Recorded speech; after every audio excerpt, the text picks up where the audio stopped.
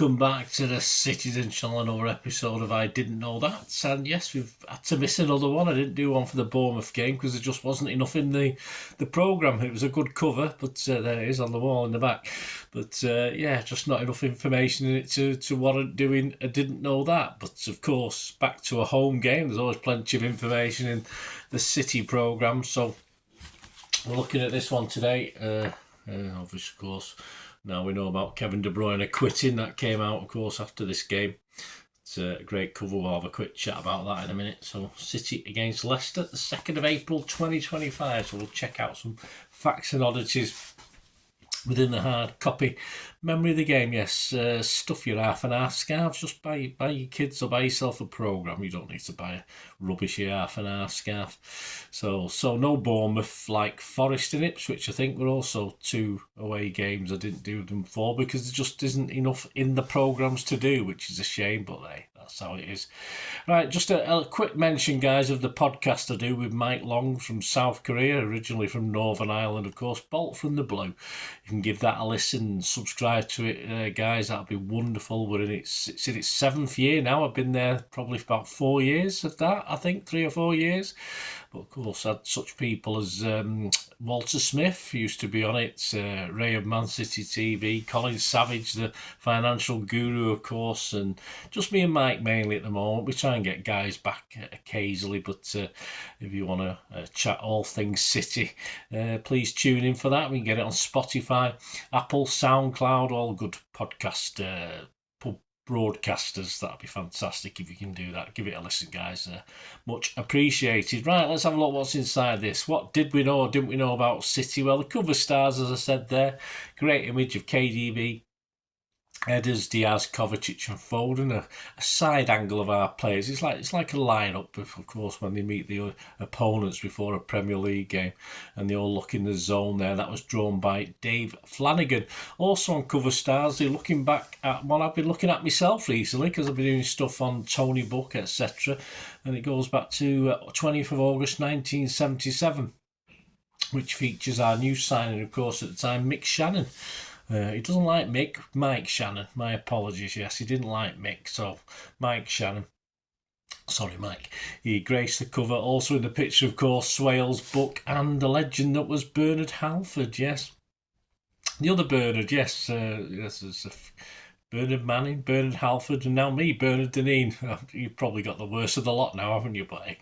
Never mind. He spent 2 seasons, of course, at Mike Shannon at City, scoring 30 goals in 94 appearances before returning to Southampton in September 1979. It didn't quite work out for him at Main Road, but we had some good times over the 2 seasons. O'Reilly in Blue Heaven, of course, is just a little feature on Nico O'Reilly. He describes himself as City through and through. That's good to hear. 3 goals and 2 assists in 4 FA Cup appearances. Bernardo described him as unbelievable. That's very nice of him. His instructions from Pep for that second half substitution against Bournemouth, he was asking me either to stay high and running behind or go in the pocket and be an extra man in attack. I wasn't asked to defend them, so Pep never changes, obviously. Kevin Cummins, I don't usually feature him too much in this. It's usually non-football-y, but of course it's Oasis, so I thought I'd give it a mention. He talks about an unseen picture of Noel Gallagher outside Main Road. We'll have more of that in a minute. We'll go back to this just a little bit different and see what he's got to say about that one. Haaland is, of course, the quickest to 100 Premier League goal involvements. Alan Shearer took 100 appearances. He only took early in 94, of course, and it amounted to 84 goals and 16 assists. Sergio, in comparison, took him 118 games to get 100 Premier League involvements, and he was the 19th City player in history to reach 100 goals. And he scored his 100 goals in 105 matches. Yeah, my birth year covers Savinho this issue. 10th of April he was born, 2004. Top box office at the time. Top of the cinemas was Shrek 2. The best-selling album of that year was Scissor Sisters by, the Scissor Sisters. David Seaman retired in January. In February, City's great comeback, of course, in the FA Cup at Spurs from 3-0 down to win 4-3. And a 4-1 win over that lot down the road in the first ever Etihad City of Manchester Stadium. Eastland Stadium. So Kevin Key, obviously that was our first win in the first last main road derby. We won in the first Etihad, or whatever it was then, Comms derby. And it also saw Kevin Keegan's biggest ever City win in charge of City, a 7-1 win over Barnsley in the League Cup. There's a great image there. It's been shown a little one. I'll try and put the big version up as well now, which you have a quick look at. If you buy the programme, of course, from Ignition Sports, you'll be able to get a bit more detail. But some great images, and they're from fans, of course, taken of the sunset during the game against Plymouth back in March, the 3-1 victory, of course. It was just a wonderful night, a wonderful sunset. So some great images there from City fans. No sort of credit to who they were from, but I just thought it was a nice touch. Some great pictures. What about Leicester City? Well, they've been one-time Premier League champions, of course.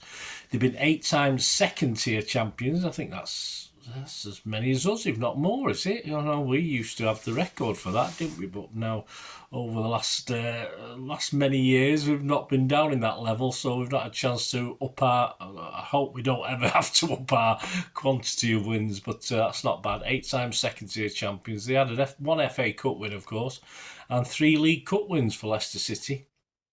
Their top 5 greatest players: Arthur Rowley. Between 1950 and 58, he scored 265 goals in 321 appearances. He scored a record 434 league goals in his career. He also played for West Brom and Shrewsbury. Jamie Handsome Vardy, I think they call him, don't they? 198 goals in 491 games. Of course, from 2012 when he joined from Fleetwood Town. He's still trying to knock him in now, isn't he? N'Golo Kante, just one season, but he's one of their legends. 2016-17, a very big season, of course, for Leicester City when they won the title, and he did leave a big impression. Gary Lineker, well, he wouldn't be Leicester City greats without him, would it? He was there between 78 and 85. He scored 103 goals in 216, of course, playing for his boyhood club. That's what we'd all like to do at some time, isn't it? Gordon Banks was there between 1959 and 1967. I saw Gordon play many times against us. 356 appearances. He helped Leicester to 4 cup finals, and he lost them all. That wasn't great, was it? Until, of course, they won one reasonably recently. Though he did win one in 66. It sort of made up for him, well, personally anyway, not for Leicester City, but of course we all remember the 66 World Cup win. Anything about City and Leicester? Well, Marc Brighton, once of Leicester, picked his Man City Nightmare 11. In other words, he's probably the best guys that he's seen or been involved with against City. And he picked Edison, Walker, Kolarov, Company, Diaz, KDB, Toure, Yaya, David Silva, Mahrez, Sane and Aguero. That's not a bad team, that one, is it? 6 degrees of separation. We go from Pep, of course, was a ball boy at Barcelona. He got close and personal with Gary Lineker. He opened, of course, the King Power for Leicester. It wasn't called the King Power then, it was called Walker's Stadium, wasn't it, I think, first of all, with a blue ribbon and a big pair of scissors at the time, before a friendly with Atletico Bilbao, for whom, of course, Aymeric Laporte was a star before moving to City, and he was our record signing until a certain Riyad Mahrez arrived from Leicester. He was African Footballer of the Year in 2016, and followed on from Yaya Toure, who won this honour 4 times, and he helped the Ivory Coast win the Africa Cup of Nations in 2015, beating Ghana in the final. And playing for Ghana that day was one Jordan Ayew, who threw on the losing side, at least scored his penalty in a quite tense penalty shootout. One moment in time, Gary James picks a don't shoot Vinny moment. It was Vinny's first of the season, of course, and City's 159th goal that season. Man of the match looked back at various meetings, including the 69 City Cup final win, an 8-4 Leicester win in 1958. No, I wasn't there, I was too young. I wasn't born. A much better City win 6-3 in 2021, which followed, of course, the chastening season before, the 5-2 loss the previous season, where Leicester scored 3 penalties, of course. And of course, like Gary James, he talks about the 1-0 Vinny goal win in 2019. So let's go back to Kevin Cummins, have a quick look at what he has to say about this Oasis thing. Let me just see if I can see it properly. Usually the writing's a bit small or on the wrong colour. I think we're alright. I don't think we're too bad today. Let's have a read of this one. This week I'm featuring an unseen photo of Noel Gallagher outside Main Road from July 1994, which is my newly published book, Oasis The Master Plan. There you go, guys. Get out and buy that if you give Kevin your support. In early 1994, before Oasis broke through to become the biggest band in the UK, I was commissioned by their label Creation Records to take their photo in different locations and use different lighting techniques in the studio to see what kind of look would suit them the best. In February, I flew to Amsterdam for an initial shoot. They were supposed to be there opening for The Verve, but only Noel was there to meet me. I assumed the others were still out from the previous night, but Noel had told me they'd all been arrested on the ferry on the way over for fighting with some Chelsea fans, not West Ham, had been erroneously reported. And then they're sent back to England. He claimed to have missed it all as he'd gone to bed early. There you go, good lad. I took a photo of Noel by the poster for the gig to prove that I'd turned up and to use it as a news feature pic in the NME, New Musical Express. Yeah, I think that is. Finally, a few weeks later, we took some shots in a photo shoot in East London and then around Soho and the West End. I then took the famous photos of Noel and Liam in city kits and some on the road photos too, including a photo of Liam under the Oasis bar sign that was to become the first iconic NME cover.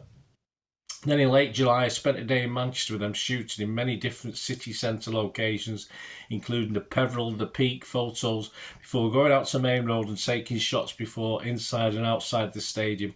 I found this frame when I was going through all the transparency to choose an initial edit for the book. The book shows the visual development of the band through the seismic year for them and includes a host of unseen images. Noel has also talked about music, fashion and football in exclusive interviews for the book too.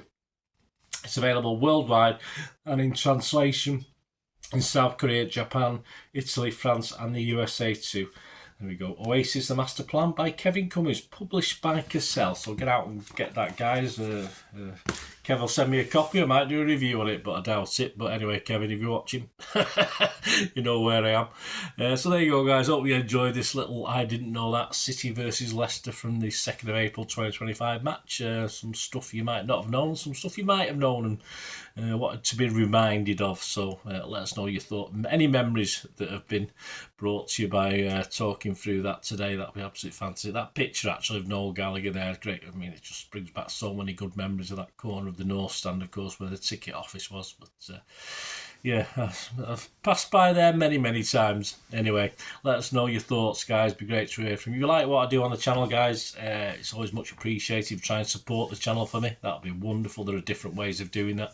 And all I ever ask, if you can help me, just keep listening and watching. I hope you enjoyed the feature, and yeah, if you can support me through the subscription, if you can subscribe, guys, that'd be wonderful if you've not already done so. We do actually have memberships at the moment, just 99p a month, so you get access to all my city stuff, including all the history vlogs, dozens and dozens not been published yet that you get immediate access to, and every time I do a edit and do a vlog, you get immediate access to it as well. So you can have a copy of scripts as well if you want any hard copy of the sort of things I do on matches and teams and managers and players, etc. So if you can join the membership, that'd be wonderful. We'd fine. And yeah, if you want to support the channel just by watching the ads, that helps. Watch the ads, let them play through while you just have to check your phone or something, let it play out. And of course, if you follow any of the links, that always works as well. You follow a link to one of the ads and you fancy something. I've done it myself. I've followed a link and actually purchased something from another organisation. But it can happen. It can happen. Not all ads are stuff you're not interested in. And of course, if you can give us a like, guys, that would be absolutely fantastic. All likes are much appreciated. Anyway, thanks for watching. Until the next time, of course, I only ever ask one thing, don't I? Please, I ask you all to stay safe, especially you Blues. Until the next time, come on, City. Bye for now.